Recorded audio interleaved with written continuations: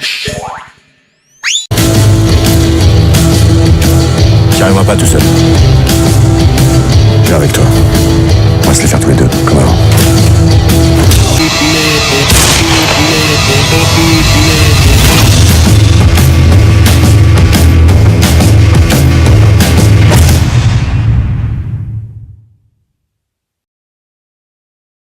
Qu'est-ce qui vous a donné envie de rebosser avec Fred Cavaillé? C'est le fait de bosser avec Fred ou plus vraiment le scénario en lui-même? Moi, il y a 3 raisons. Le scénario, évidemment, que je trouvais rare, épatant, efficace, décomplexé, moderne, enfin bref. Mais aussi très touchant, mais aussi scénaristiquement intelligent, bien mené, étonnant. Évidemment, retravailler avec Fred, parce que l'expérience d'Abou Portant avait été extraordinaire, et le résultat aussi. Et ensuite, de pouvoir travailler avec Vincent Lindon, qui est un acteur qui est là, mais que j'aime profondément et avec qui j'ai toujours eu envie de tourner. Voilà. Vincent, est-ce que vous pouvez nous expliquer? Moi, 5 raisons. Je réponds vite, 5 raisons. La première, le scénario. La deuxième, le scénario. La troisième, le scénario. La quatrième, Fred Cavaillé. Et la cinquième, Gilles Lelouch. Mais d'abord le scénario, parce que c'est la base absolue pour s'entendre bien et pour prendre du plaisir et profiter des gens avec qui on va travailler, c'est de savoir qu'on fait une chose qui est agréable, talentueuse et formidable. Sinon, on joue à se faire croire qu'on est tous très contents d'être ensemble, mais en fait, il y a toujours un hic qu'on retrouve à toutes les étapes du film. C'est vrai. Et que si le scénario n'est pas exactement comme on a envie, on va retrouver ça au tournage, pas exactement comme on a envie, puis au montage, puis au mixage, puis à la sortie. Donc toujours, j'aime bien que la maison soit chauffée, soit belle, et après, on peut organiser le dîner avec les gens qu'on aime. Mais c'est vrai que savoir qu'une fois que j'ai aimé le scénario, c'est Fred Cavaillé qui allait le mettre en scène, alors c'est la cerise sur le gâteau. Et les acteurs avec qui j'avais envie de jouer et envie de faire ce film en général, et ce film en particulier, il y en a très très peu qui sont capables de le faire, et dans ceux qui sont, dans le peu qui sont capables de le faire, c'est avec lui que je voulais le faire. Est-ce que vous pouvez nous expliquer comment s'est passée votre relation avec Max sur le tournage? Très bien, c'est toujours compliqué de jouer avec un enfant, parce que on a quelque chose, on a beaucoup de choses en commun, mais il y a quelque chose qu'on n'a pas en commun, c'est la notion d'insouciance et de risque. Nous, c'est notre métier, donc on est très affûté et on est très critique et on est très fragile quant à la véracité d'une scène, les risques qu'on prend en faisant ce métier, et les tenants et les aboutissants. Un enfant, et heureusement que c'est comme ça l'enfance, les enfants c'est immortel, je crois qu'ils ne se rendaient même pas compte à quel point une journée peut coûter cher, à quel point un film était important, à quel point c'était compliqué de le réussir. Donc il y a ce sujet-là dont on ne peut pas parler. Et il ne faut surtout pas le faire peser à l'enfant, parce que si vous faites peser ça à l'enfant et vous lui dites c'est important la scène qu'on va faire là, il ne faut pas que tu la rates, hein, je te préviens. Je compte sur toi, c'est le meilleur moyen de le braquer et de faire en sorte que ça ne passera pas. Donc il faut faire croire à un petit être de 10 ans que tout ça c'est extrêmement décontracté, que tout ça se fait avec une facilité déconcertante et que c'est ultra naturel. Et une fois qu'on l'avait fait croire ça, nous deux on se regardait, on se disait bon, il va falloir qu'on y aille.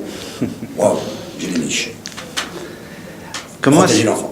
Oui. Je voulais juste savoir comment vous prépariez un personnage. Je sais que vous avez pas mal échangé avec Fred sur discuter sur tout ça. Comment est-ce que vous vous impliquez dans un personnage? Je sais pas. Je sais pas comment je travaille un personnage, comme je ne sais pas comment je tombe amoureux, comme je ne sais pas comment j'aime quelque chose, je ne sais pas comment je n'aime pas quelque chose. C'est très organique. Quand je lis un scénario et que j'ai envie de le faire et que je suis fier de l'histoire qu'on va raconter et que j'ai envie d'être lui, je veux être ce personnage, j'en rêve. Après, le travail se fait inconsciemment pendant les mois avant de commencer à entendre le moteur. Il y a un ordinateur qui se met en marche, un état qui se met en marche, de façon à recevoir, capter, imbiber des choses de la vie. Je ne pourrais pas vous dire lesquelles, et qui m'amène doucement vers le but ultime qui est d'incarner. de faire en sorte que Simon ait le rôle qu'on me propose.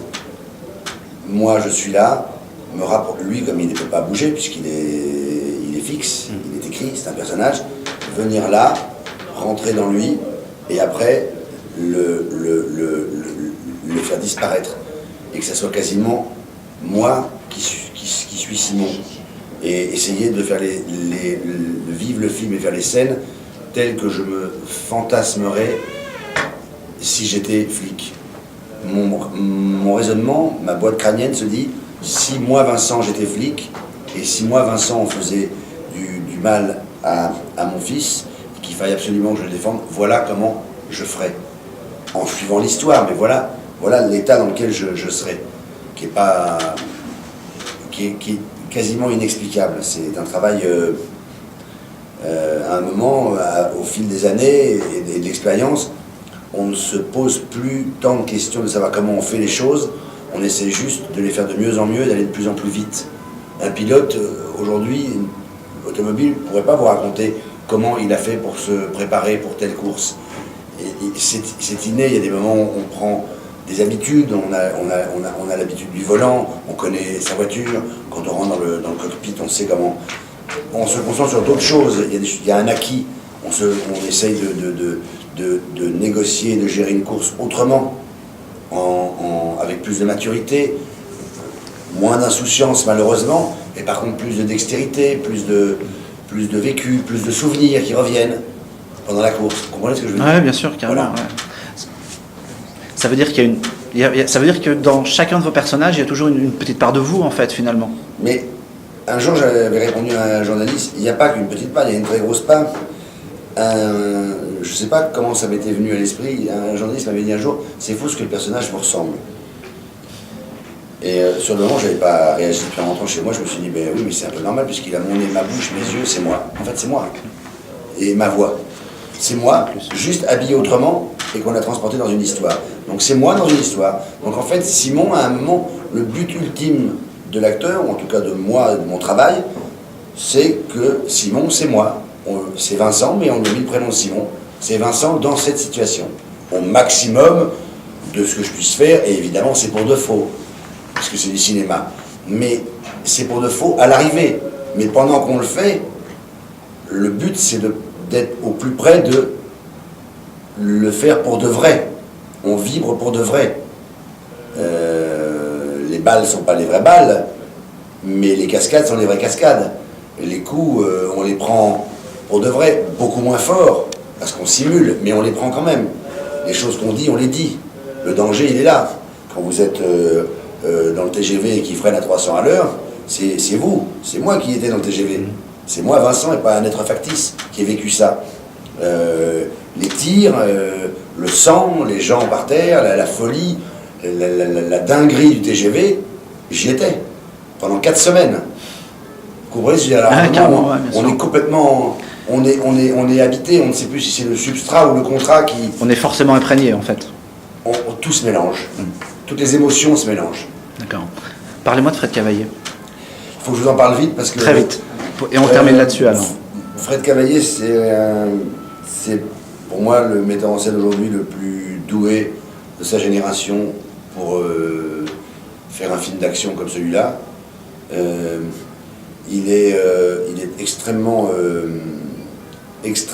précis, intransigeant. Il a une qualité formidable pour un metteur en scène que j'aime beaucoup, c'est qu'il est d'un égoïsme forcené. C'est l'homme le plus gentil du monde hors plateau. Il est d'ailleurs très gentil sur un plateau, mais tant qu'il n'a pas ce qu'il veut, tant qu'il n'a pas obtenu le résultat qu'il veut, il vous fera croire que c'est pas grave pour vous rassurer, mais il ne vous lâchera pas. Quand il a attrapé le mollet, il ne lâche pas. Et moi, j'aime les gens qui ont décidé qu'ils ne repartiraient pas à la fin de la journée sans avoir eu ce qu'ils sont venus chercher. Et Fred est comme ça. Il vient pour chercher une scène, elle a été pensée, elle a été digérée, il vient pour faire cette scène, il met ses caméras là où il a décidé de les mettre, et il bouge sans arrêt, et il ne laisse rien passer, il ne fait aucune concession, quitte à dépasser 3 heures, il ne laisse pas partir une chose. Parce que s'il laisse le premier jour partir une chose, il en laisse 2 le lendemain, 3 le lendemain, et à la fin, c'est le film qui s'en ressent. C'est l'action. C'est ce qui fait que puisqu'il a fait ça, c'est ce qui fait que les gens qui ont vu le film en province sortaient de la salle et disaient, on dirait, c'est incroyable, les réflexions qui me venaient sans arrêt, c'est, on s'y est cru, on souffrait pour vous, on dirait un film à l'américaine, on dirait un film américain. Mais parce que les Américains ne laissent rien filer. Et Fred Cavaillé ne laisse rien filer, mais absolument rien, à des niveaux dingues. Et sur le moment, c'est dur pour les acteurs, on lui en veut, mais après, quand il nous a montré le film, évidemment, à la sortie du film, Gilles et moi, on s'est dit, qu'est-ce qu'il a bien fait de nous emmerder, qu'est-ce qu'il a bien fait de nous brider sans arrêt, parce que le résultat est là. Il n'y a que ça qui restera, le résultat.